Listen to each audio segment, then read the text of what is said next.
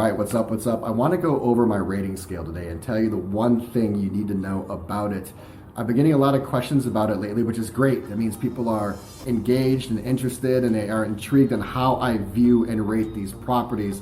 I also know I have a lot of new subscribers to the channel. Welcome. I'm very happy to have you here and part of this community. We have a great community that's going on here. And I need to explain my rating system. So I'm just going to get right into it. The one thing you need to know, and the most important thing, is that I only stay at great hotels, or try to only stay at great hotels. I'm only staying at upper echelon properties.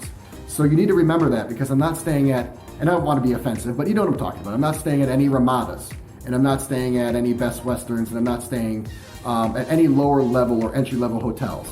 So because I'm not staying at those hotels, and I'm only staying at upper echelon, above average hotels, a traditional 0 to 100 or 1 to 5 or 1 to 10 scale isn't applicable, because I'm not staying at any D hotels to begin with. I'm not staying at any C hotels to begin with. I'd say any hotel I'm going to stay at is going to be a B, B plus or better. So what I'm really doing is I'm rating the top hotels against each other, and that's very important to understand. So even if I rate a hotel a 1, which I'll explain here in a second, it's still a great hotel. Just for me to stay at the hotel means it's really good. What I'm doing is I'm just comparing the best of the best against each other. So you have to remember that. And I guess the other important thing, so I guess it's two really important things to remember, is that you need to pay attention to my word rating, not necessarily the number. I put the number in there so you know how many categories of ratings I have. But it's really based off the word and not the number. So for example, if I give a hotel a recommend, and I'll get to recommend in a second, listen to that. I recommend you stay there. Now a recommend is only a 3 out of 6, but again, I'm only staying at great hotels. So I go to a great hotel, I stay there, I experience it, and at the end I say I recommend it, which means it's good enough for me to think that you would like it too. Again, so just take the words very literally. So knowing that, let's start at the bottom and work our way to the top. My very first rating, my number 1, is pass. Okay, it's a pass. It means I went to a great hotel, or a hotel that is regarded as very nice. I stayed there and it was a pass. It was sufficient. It was as advertised. I liked it. I didn't hate it. I probably wouldn't go back, but it isn't a fail. So that is number 1. It's a pass. Just like probably getting like a B or a C in a class, right? It's a pass. So I'd probably call a pass a C plus, just to kind of put another rating on it. So a pass is a 1, is a C plus. So my second rating is satisfied. It's better than a pass. I was really satisfied with the trip. The hotel performed to expectations. Everything was in order, and I liked it enough where I would actually left with a smile on my face. I was satisfied.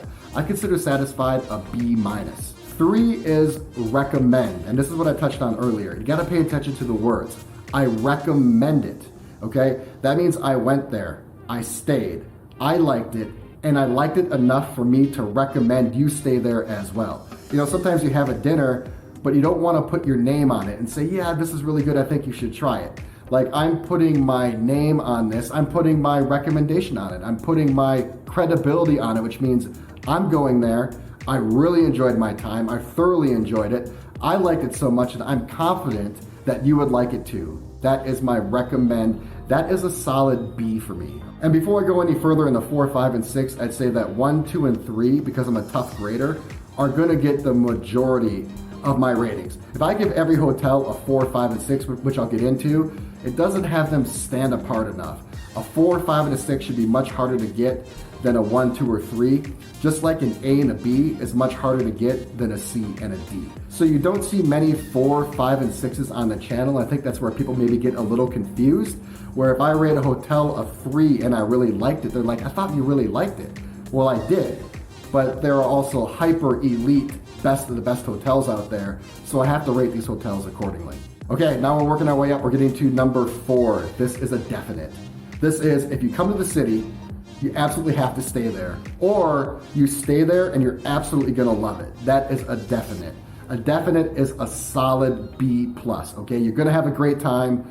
The consistency is there, the quality is there, the luxury is there. It just is a phenomenal property, and it's gonna perform every single time you go there.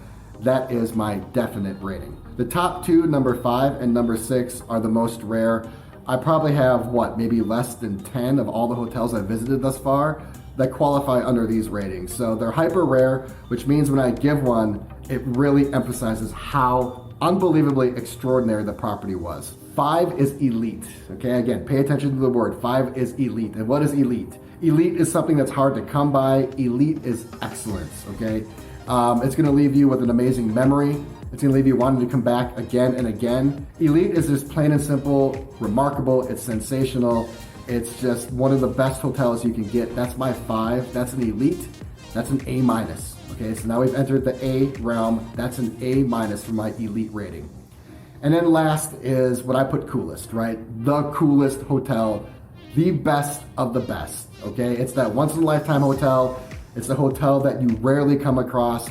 It's the hotel that you think about years later. It's the hotel that maybe you can't stop thinking about. It's a hotel that you talk about all the time. It's just a once-in-a-lifetime hotel. That's basically what I would describe it as a once-in-a-lifetime hotel, or maybe the best in a city or area. That is Coolist. Of course, the Coolist rating is a 6 out of 6, and that is a solid A. Okay, so just like there aren't that many A students in a classroom, there aren't that many A hotels, and that's why I reserve my A rating, my 6, for Coolist. So I hope that really helps you when you see my ratings and then I take a look at these hotels. I probably should have cleared it up, but I didn't know I had to. But now that I've gotten some people who have asked, I'm more than happy to make this video. In fact, I'm quite excited about it. So I'm glad you've taken an interest. I really hope that this video helps clear things up. Now you know when I go to a hotel and I like it, right? I'm smiling, I said how cool it was, how great the restaurants were, the pool were, and I only gave it like a 2 or a 3. You're not left scratching your head and thinking, what is up with this guy? It's because I'm only staying at the best hotels, and therefore I'm rating the best of the best against each other.